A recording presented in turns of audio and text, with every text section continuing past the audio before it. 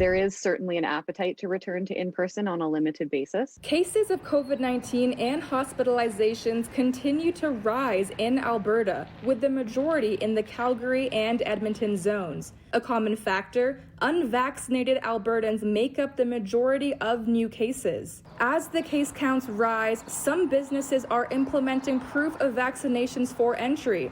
Now, this is not a provincial mandate. Premier Jason Kenney stated his opposition to vaccine passports back in July. He feels vaccine passports would contravene with the Health Information Act. Jesse Roos is the executive director of Cultivate, a counseling service with offices in Calgary and Victoria, BC.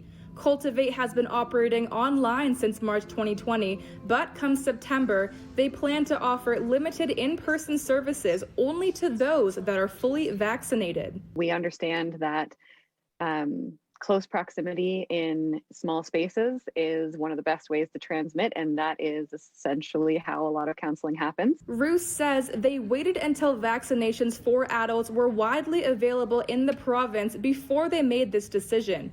While offering online counseling, they found both benefits and challenges. Even before the pandemic began, they offered online services for those with mobility issues. But for those who can attend in person and didn't have that opportunity, there were negatives. Attending online is becoming untenable.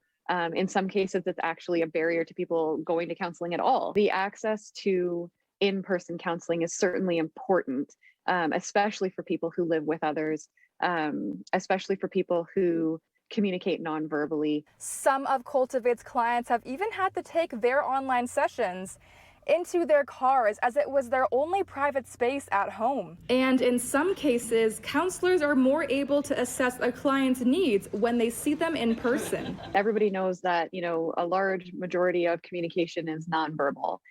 So when you are in a room with a person, you can better read their facial expressions, their body movements. Some people express their anxiety or their discomfort through, certain hand motions or fidgeting. Alberta has dismissed the idea of federal vaccine passports, but businesses are able to require proof of vaccinations if they choose to. In Calgary, Kristy Kilburn, City News.